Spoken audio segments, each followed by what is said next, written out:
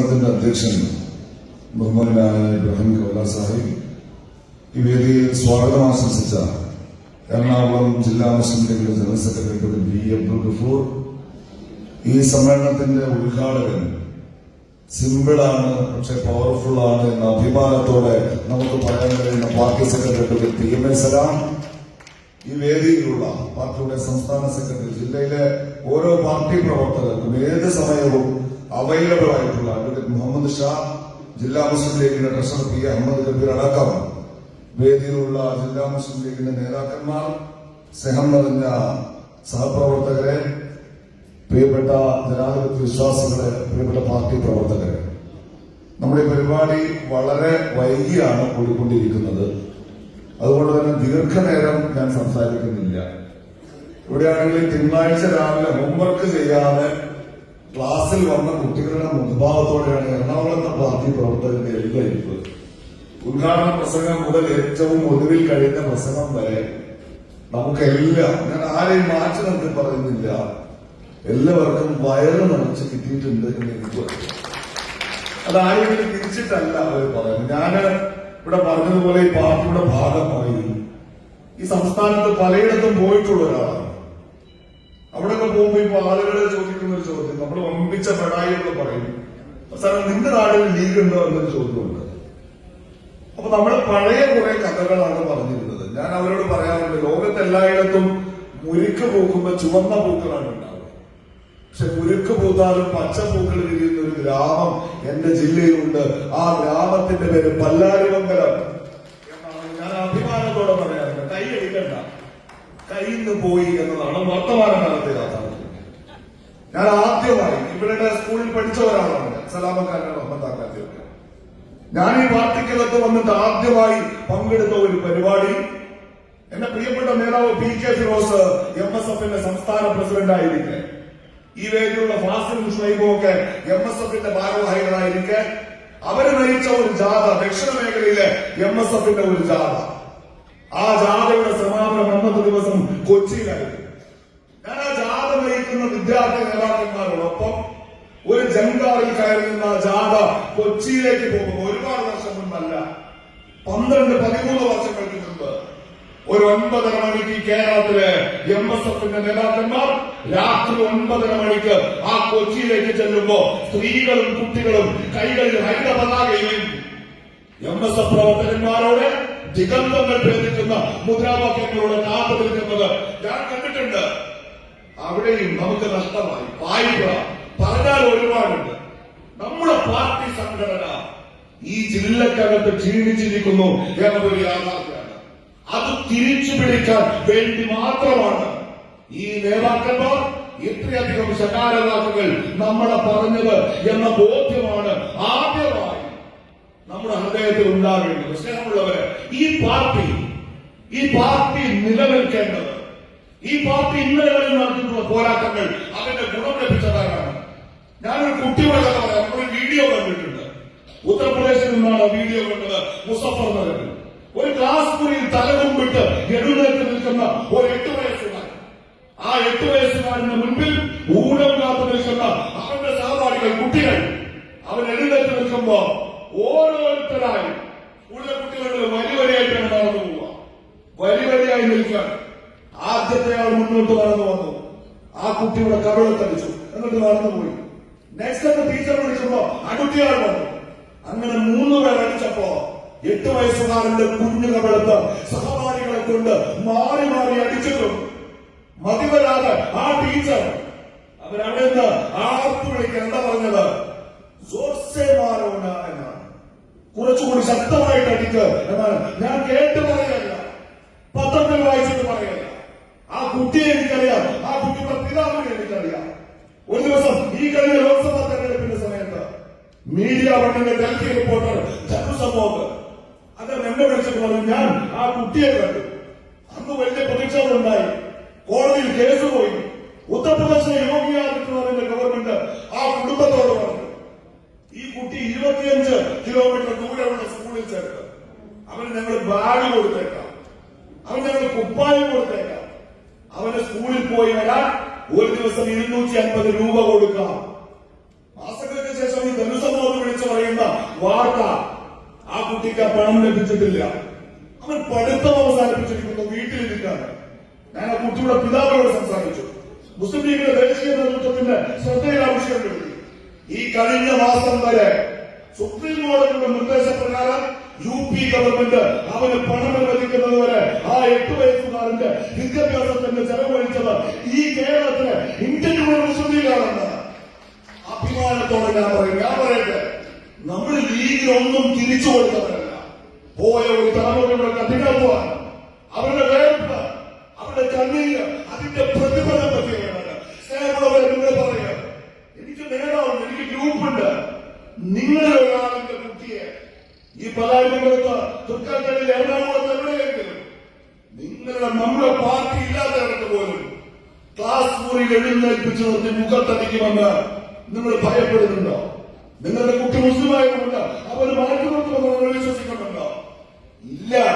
സ്കൂളിൽ പോയിട്ട് നമ്മള് ആ അപേക്ഷ കൊടുക്കുമ്പോ അവിടെ നിങ്ങളുടെ മതമേതാണ്, നിങ്ങളുടെ ജാതി ഏതാണ് എന്ന് ചോദിക്കുമ്പോ നമ്മൾ അഭിമാനത്തോടെ എഴുതി കൊടുക്കും. എന്താ എഴുതി കൊടുക്കുക?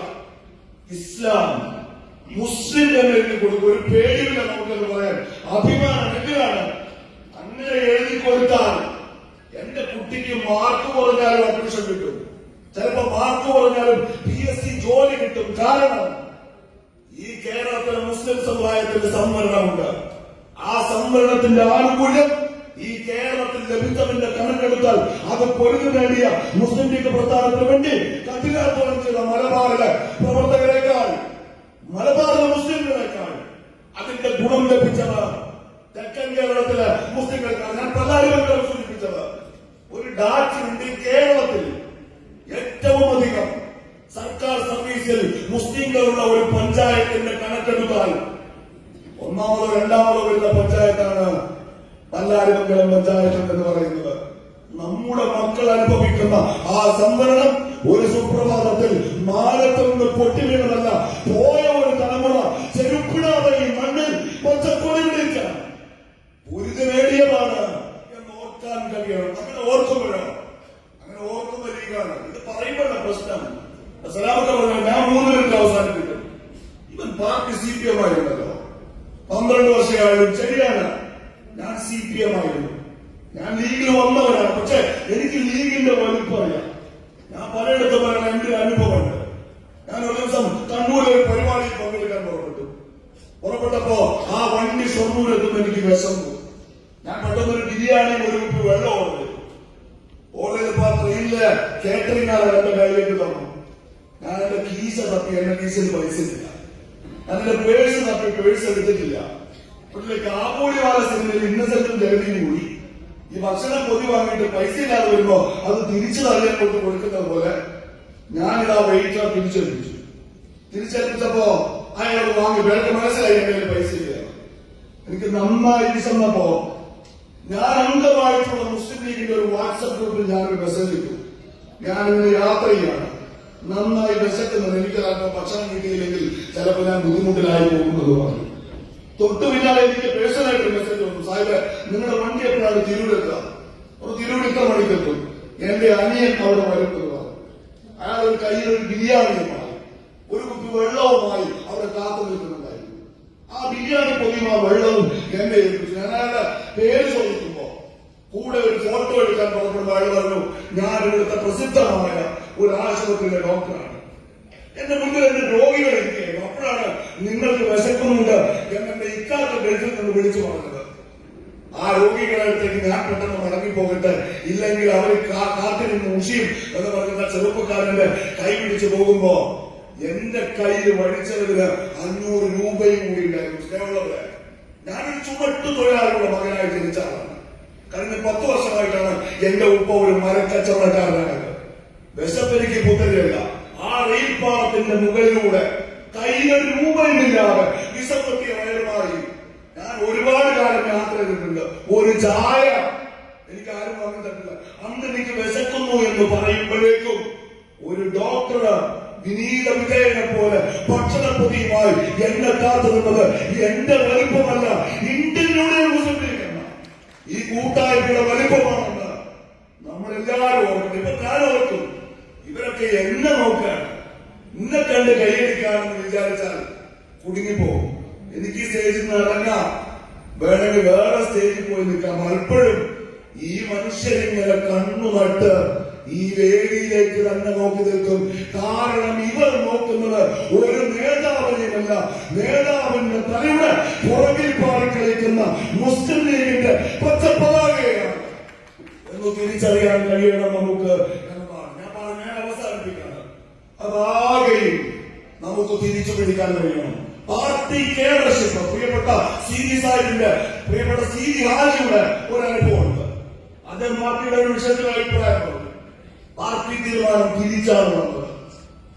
നമ്മൾ സി.ഡി. പോണ പോക്കില്ല പത്രക്കാരോട് നമ്മുടെ പാർട്ടിയുടെ പുതിയ തീരുമാനം എന്ന് പറഞ്ഞാൽ സി.ഡി. ഹാജി ഇറങ്ങി വരുമ്പോൾ പത്രക്കാർ ചെന്നപ്പോ നിങ്ങളുടെ പാർട്ടി തീരുമാനം ഇതാണ് തീരുമാനം. അല്ല സി.ഡി. ഹാജി, നിങ്ങൾ പറഞ്ഞതല്ലോ നിങ്ങളുടെ പാർട്ടി തീരുമാനിച്ചത്, തീരുമാനം നേരെ എതിരാണല്ലോ. അന്ന് വള്ളുവനാടൻ മലയാളത്തിൽ ആ മലപ്പുറത്ത് മാപ്പിള പറഞ്ഞു വെച്ചതാണ് ഇന്ത്യൻ യൂണിയൻ മുസ്ലിം ലീഗിന്റെ പാർട്ടി അച്ചടക്കത്തിന്റെ ആപ്തവാക്യം എന്ന് പറയുന്നത്. അകത്തേക്ക് പോകുമ്പോ പറഞ്ഞത് പട്ടായക്കോടൻ സി.ഡിയുടെ അഭിപ്രായം തിരിച്ചു വന്നിറങ്ങി വിശദീകരിക്കുന്നത് ഇന്ത്യൻ യൂണിയൻ മുസ്ലിം ലീഗിന്റെ രാഷ്ട്രീയ തീരുമാനം. ഞാൻ നിങ്ങളോട് പറയാം, ഒരു വ്യാഴവട്ടക്കാലം മാത്രമായി ആ പച്ചപ്പതാക പിടിക്കുന്ന ഞാൻ എന്നെ കൊണ്ട് പറ്റുമ്പോലെ പാർട്ടിയുടെ കേഡർഷിപ്പ് കാത്തു സൂക്ഷിച്ചിട്ടുണ്ട്. മലപ്പുറം ജില്ലയിലെ മെമ്പർഷിപ്പിന്റെ ചാർജ് വഹിച്ച ആളാണ്. ഇന്ത്യൻ യൂണിയൻ മുസ്ലിം ലീഗ് ഈ രാജ്യത്തെ മെമ്പർഷിപ്പ് പ്രവർത്തനം നടത്തിയപ്പോ മഹാരാഷ്ട്രയിൽ ഉത്തർപ്രദേശിലും ഈ പാർട്ടിയുടെ മെമ്പർഷിപ്പിന്റെ ലീഫ് വീടാന്തരം കയറി നടന്നു കൊടുത്തിട്ടുള്ള എനിക്ക്, ഞാൻ താമസിക്കുന്നിടത്തൊരു മെമ്പർഷിപ്പിന് ഇരന്നു യാചിച്ച് നടക്കേണ്ടി വന്നിട്ടുണ്ട്.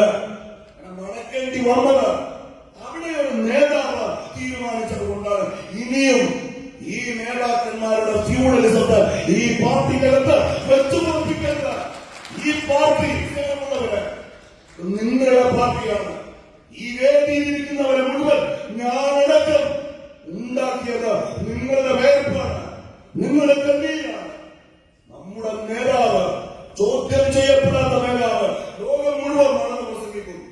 പാണക്കാട്ട് തങ്ങളുടെ വീട്ടുമുറ്റത്തേക്ക് കോടതിയുടെ തർക്കം മനസ്സിലാക്കാൻ പറഞ്ഞേക്കാം. നമ്മൾ പ്രസംഗിച്ചിട്ടില്ലേ? കോടതി തീർക്കാത്ത തർക്കം തീർക്കും ആര്? പാണക്കാട്ട് തങ്ങൾ. പക്ഷെ പാണക്കാട്ട് തങ്ങളുടെ തീരുമാനത്തെ എതിർക്കാൻ നമ്മളിൽ ചില ആളുകൾ തീരുമാനിക്കാണ്. ഞാൻ നിങ്ങളോട് പറയുന്നത് അങ്ങനെ ആ ഇഴന്നു വാങ്ങിയ മെമ്പർഷിപ്പും ചുമന്നുകൊണ്ട് നടന്നതുകൊണ്ട് എനിക്കൊരു നഷ്ടം ഉണ്ടായിട്ടില്ല. ചെന്നൈയില് മുസ്ലിം ലീഗിന്റെ പ്ലാറ്റിനം ജൂബിലി സമ്മേളനം നടക്കുമ്പോ ഈ പാർട്ടിയുടെ മുതിർന്ന നേതാക്കന്മാര് ഒരുപാട് പേര് അവിടെയുണ്ട്. അവിടെ തെരഞ്ഞെടുക്കപ്പെട്ട 8 പേരുടെ പേരെഴുതിയപ്പോ ആ പ്ലാറ്റിനം ജൂബിലി സമ്മേളനത്തിൽ എഴുന്നേറ്റ് നിന്ന് പ്രസംഗിക്കാൻ പാണക്കാട്ട് തങ്ങൾ അവസാനം എഴുതി വെച്ച പേര് ഈ എറണാകുളത്ത് പിടവൂരിൽ വാരപ്പള്ളിയിൽ 40 വർഷം CIQ-കാരനായി ചുമട്ട് തൊഴിലാളിയുടെ മകനായി ജീവിച്ച എന്നെയാണ്. എനിക്കത് മതി. അവസരം തന്നത് പാണക്കാട്ട് തങ്ങളാണ്. തങ്ങളെക്കാൾ വലിയൊരു നേതാവ് ഇന്ത്യൻ മുസ്ലിം ലീഗുകാർക്കില്ല എന്ന് പ്രഖ്യാപിക്കുന്ന കൺവെൻഷനാണിത്. പോയ കാലത്തെ ആ വസന്തം നമുക്ക് തിരിച്ചു പിടിക്കാൻ കഴിയണം. നഷ്ടപ്പെട്ടതൊക്കെ നേടിയെടുക്കാൻ കഴിയണം. അതിന് ഒറ്റക്കെട്ടാണ് പ്രിയപ്പെട്ട നേതൃത്വത്തിന്റെ പുറകിൽ നിന്ന് നമ്മൾ മുന്നോട്ട് പോവുക. മതിരാറുമേ കഷ്ടിക്കോ ചലാന സീക്കോ ദുർമാർഗ്ഗ ദിയെ ജലാന സീക്കോ എന്നാണ്. കടലിങ്ങനെ കറുത്ത് കലങ്ങി കിടക്കുമ്പോ, കലങ്ങി മറിയുമ്പോ ആ കടലിലൂടെ കപ്പലോടിക്കാൻ കഴിയണം. കണ്ണിലേക്ക് ഇങ്ങനെ കൂടിയിട്ട് കുത്തിയിറങ്ങുമ്പോ അവിടെ വെളിച്ചമാകാൻ കഴിയണം. അങ്ങനെ കണ്ണിൽ ഇരുട്ട് കുത്തിക്കയറിയ കറുത്തിരുണ്ട കടലിലൂടെ നൗകയോടിക്കേണ്ടി വന്ന പട്ടിണിയുടെ ഒരു ഭൂതകാലത്ത് ഈ പച്ചപ്പൊടിയുടെ നിലാവെളിച്ചത്തിന് പുറകെ ഒരു തലമുറ നടന്നു നീങ്ങിയപ്പോഴാണ് ഈ ഇസ്സത്തുണ്ടായത് എന്ന ബോധ്യമുണ്ടാകണം. ആ ഇസ്സത്തിന്റെ കാവൽക്കാരാണ് നമ്മൾ എന്ന തിരിച്ചറിവുണ്ടാകണം. ആ നിലാവെളിച്ചത്തിന്റെ പതാകയെ, ഇസ്സത്തിന്റെ പതാകയെ നിലത്തിട്ട് ചവിട്ടാൻ ആയുസ്സുകാലത്തോളം ഒരാളെയും അനുവദിക്കില്ലെന്ന് ഒറ്റക്കെട്ടായി പ്രഖ്യാപിക്കാൻ കഴിയണം. അതിന് ഈ മുന്നൊരുക്കം പ്രചോദനമാകട്ടെ എന്ന് ആഗ്രഹിച്ചുകൊണ്ട് സ്നേഹത്തോടെ നിങ്ങൾ അഭിവാദ്യത്തെ കൊണ്ട് അവസാനിപ്പിക്കുന്നു. അസ്സലാമു അലൈക്കും വറഹ്മത്തുള്ളാഹി വറഹ്മത്തുള്ളാഹി വബറകാതുഹു. വിദ്യാർത്ഥി യുവജന